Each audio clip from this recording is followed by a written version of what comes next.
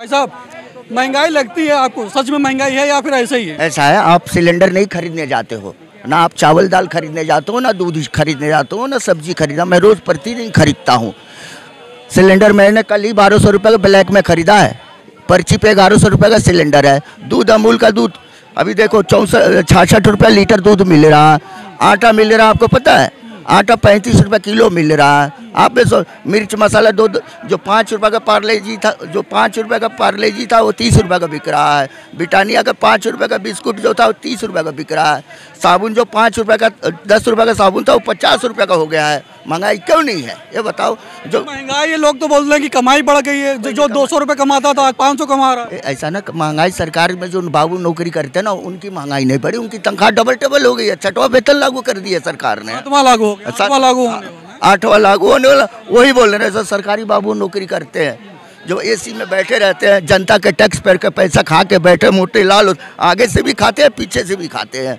एकदम करप्शन पूरे देश में भरा हुआ। वो कहते हैं कि महंगाई नहीं है। हमारे पास भाई गरीब आदमी हूँ एक, मैं रोज कमाता हूँ, रोज खाता हूँ, और हमें पता है महंगाई कितना है इस देश में। तो लगता है कि सिलेंडर इस समय महंगा आ रहा है?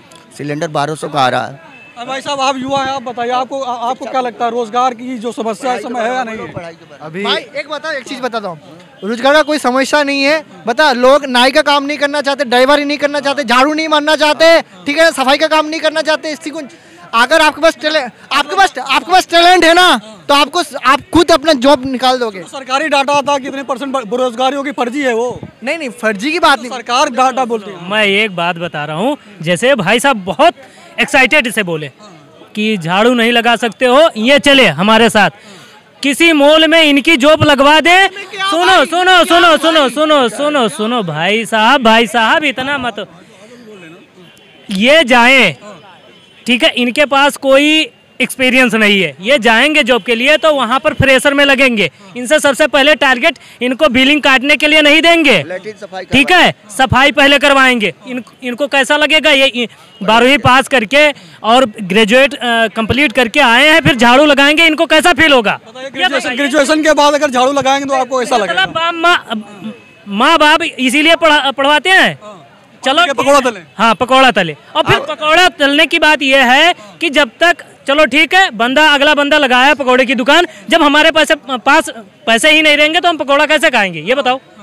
चल तो सही नहीं होगा, बिल्कुल नहीं होगा। अभी हाल ही में लखनऊ सचिवालय के 2000 पदों के सफाई कर्मचारियों का पद खाली था। जानते हो कितने पढ़े लिखे MTech MBA करे हुए लड़के फार्म भरे, शर्म के मारे सरकार ने वापस ले लिया, बिल्ली वापस ले लिया, नौकरी वापस ले ली शर्म के मारे। और दूसरी बात, बिहार के जो अभी शिक्षा भर्ती हुआ है, सब जो BEd जो बच्चे कर रखे हैं उनको लिया, BEd करके BSc कर रखा है, उनको बहाली वैकेंसी निकाला। रोजगारी का हालत ये है कि PhD वाले भी चपरासी में फॉर्म भर रहे हैं। ये कहना चाह रहे हैं, क्या कहना? भाई मैं एक बता, मैं एक क्राइटेरिया सेट होना चाहिए कि मतलब जो जिस हिसाब की वैकेंसी हो, 10+2 SSC CGPA से लाया तो उसमें BTech MTech वाले ये लोग किस लिए डाल रहे हैं? इनका लोग काम ही नहीं डालने का, और वैकेंसी आती भी है तो वो कैंसिल हो जाती है, कहीं पेपर लीक हो जाता है, कहीं कभी किसी मिलती ही नहीं, कोई चांस ही नहीं। बेरोजगारी, आपको क्या लगता है सरकार में वैकेंसी जो आ भी रही वो सही से फिल नहीं हो पा रही? कोई फिल नहीं हो पा रही। पहली बात, आ ही नहीं रही, और आ रही तो हो भी नहीं पा रही।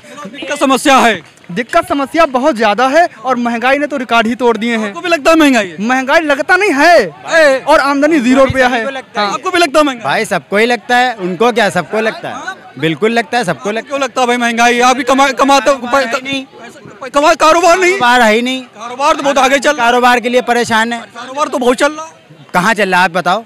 अगर चल रहा है तो लगाओ वहाँ। दुनिया में भारत बहुत तेजी से बढ़ रहा है, आप बता रहे कारोबार नहीं है। भारत बढ़ रहा, भारत के नेता बढ़ रहे हैं, हम लोग कहाँ? हम लोग तो वहीं हैं। और सर एक बात कहें, आपने देखा होगा जितने भी पॉलिटिशियन हैं, हम सबको अंडर में ले रहे हैं।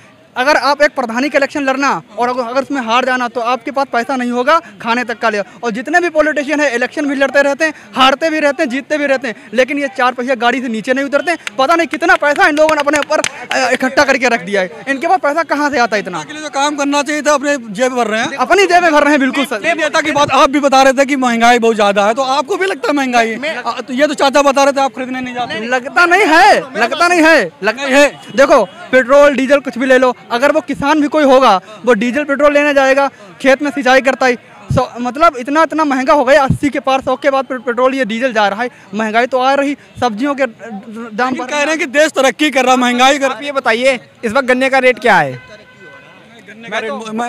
ऑलमोस्ट 350 है, लेकिन ये तो डीजल का रेट कितना है? और प्लस किसान अगर मोटर बाइक को लेके अगर डीजल लेने जाता है तो पुलिस वाले पकड़ते उसका चालान काट दिया, उसको मिट्टी लगे, खूब पता है सिंचाई कर रहा है लेकिन चालान ठोक दिया उनका।